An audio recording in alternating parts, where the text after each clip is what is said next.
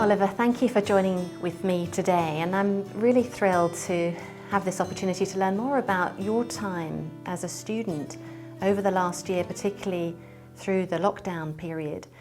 And I wanted to get started if you could share a little context in terms of where are you at what stage of education, and what are the subjects that you're studying? Yeah, of course. So I'm in year 12 at the moment. I've just gone into sixth form. I moved to sixth form because the school that I was at for secondary education wasn't running music A level, and obviously I want to go in and pursue music and continue with that. So I had to find somewhere else that was going to do music along with the other subjects that I wanted to do. I'm currently doing music, drama and religion, philosophy and ethics A level. Wow, what a wonderful combination. But I know that it wasn't that easy to get to where you are now. No, not at all. There was obviously with everything that happened with GCSEs this year, or for my year at least, where we were given predicted grades, teacher assessed grades, things like that. Sadly, because of it, I'd applied to all these schools. I was at Billericay, and then I was hoping to go to St Martin's in Hutton because they were the only school that were running all three subjects that I wanted and was also within a reasonable distance to get to. But sadly, they turned me down on results day. And obviously after doing all their sixth form prep work and not really knowing or having a sort of backup plan in place because nowhere else was doing music with the other subjects I wanted, I wasn't really sure what I was going to do. I mean, other schools were brilliant and they were all offering me like variations on what they'd obviously originally said, but no school was doing the direct three subjects I wanted apart from St Martin's. So I didn't really know what was going to happen. It seemed really unpredictable. As far as I was concerned, I was going to end up doing something that I didn't really want to do, either at a place that was really close but not doing the subjects I wanted, or too far away and it was just going to be a hassle. And I spoke to a few people at St Martin's and said, well, what can we do? Is there any way we can work this out? Because their email had said, well, you know, either your subjects don't match up or you haven't got the grades. And I had got both of them. I had got grades that were good enough to get in and for all the subjects that I wanted. But it didn't seem like it was going to work out. And I'd sent a few emails to people at St Martin's, teachers, to say, well, you know what, here's the preparation work that I've done, but sadly I'm not going to be able to come. And these emails seemed a bit irrelevant, a bit pointless, but I'd sent one to my music teacher. It was a random Saturday in the middle of the summer holidays, and he sent me a message back within 3 minutes saying, well, you know, the head of sixth form is going to be contacting you on Monday. I was thinking, hang on, how has this all happened? So I got a phone call from a teacher who is now my drama teacher saying, well, there's been an error. Do you want to come and do all the original subjects that you wanted to do? And, you know, we just need to know if you want to take this place. It's open till the end of the day. And I just turned around there straight away and just said, yeah, I'd like to come. And they were like, brilliant, see you in September. Wow, that's wonderful. And so what drove you to writing that email to create that opportunity, do you think? There didn't seem like there was a reason for me to do it. Now looking back on it, I feel like there's got to be some influence from God there. There's got to be something that was behind that. There was got to be some reason that I had written that email just to say that, and it seemed pointless at the time. But you know what? It was one of those low moments where I didn't realise God was working, and then looking back on it now, I realise, you know what, God was working in that time. And you mentioned now that you're happily at that school. Equally, I imagine it's been quite a challenge now that we, have been in lockdown, and I know you yourself have had to be quarantined for different reasons. Tell us a little bit about what that was like for you. I think for me, especially because obviously creative arts is how I have an outlet, and the other thing, as I'm sure many people in the church will know, I love walking, running, doing all of that.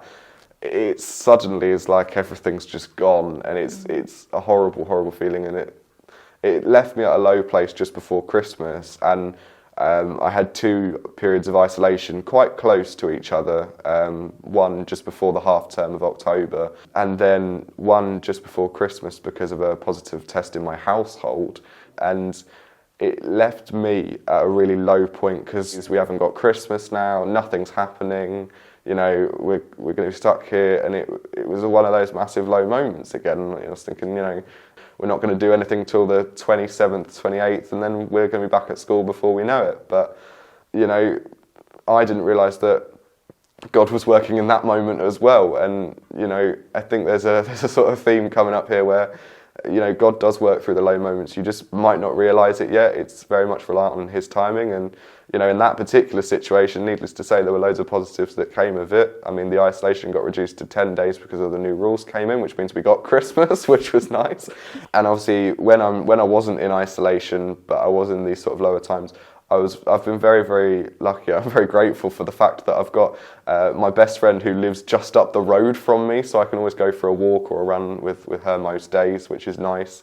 It's got me fitter as well, you know. Had lockdown not happened, you know, I could barely run 2 miles before March, and now I'm running 15 kilometres, you know. It's done massives for my fitness, so I'm really, really happy in that sense. And, you know, there's loads of little things that you don't realise that God is working, and you've got to have that faith to keep on going a lot of the time.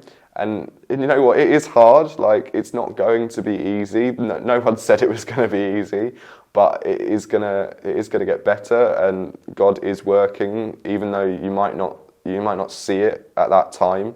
I know you shared with me a thought that you had that helped keep you going through this period. I kept hearing the phrase over, especially in this lockdown, you know, find joy in the small things, look for joy in the small things. And it was like, well, we're looking for joy in the small things, well, we've got joy in the big things as well. And like, it's really important, like, don't get me wrong, it's really important, and it's been really good to find joy in these small things, like, you know, each walk that we're going on, like looking in nature and things like that. There's so many little small things that we've been able to find joy in. But you have to look for it, and you know, if God is only a small part of your life, you're going to have to try to find the joy. Whereas if God's a big part of your life, you know, the joy is going to come naturally. It's going to be so much easier to find joy. It's so much easier to find joy in big things than it is small things. You know, joy is such an important thing to have at this time, and you know, it is going to be hard. You're not going to have joy all the time. You know, there have been low points in my faith because of these isolations, because of just how I was feeling before Christmas. I'm still coming back from that. I'm still not at where I was, but you know, I'm going to find joy in God if He's a bigger part of my life.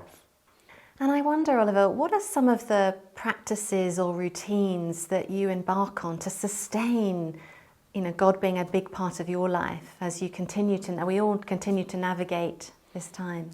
For me, like, I'm a really bad reader, so sitting down and trying to go through the Bible, I can either just read it straight through and I won't be able to take it in, or I'm having to read it 2 words a minute to try and understand what it's saying.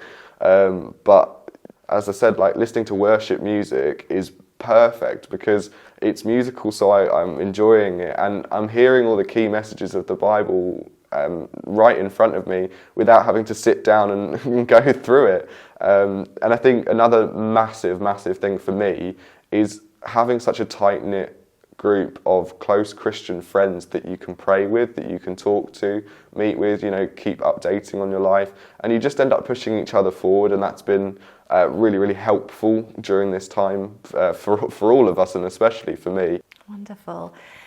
And so for those listening today, I wonder, what words of encouragement would you love to share with them? It's down to you to find connections with God. It's not always going to be easy, but there are loads and loads of ways that God's put around us to find ways to connect with Him. I would love to make sure that everyone's got a really good group of Christian friends around them, and that they're praying with them regularly, and that they can find their own way of connecting with God. And I'm hoping through that you know, God can become a bigger part of their life. Well, I really appreciate what seems to me as a real mindset of gratitude, a gratitude for God being in your life, and actually staying with Him and encouraging Him to be in your life more than ever through these difficult times. Thank you for your message of hope and inspiration today. It's been great. Welcome. Thank you.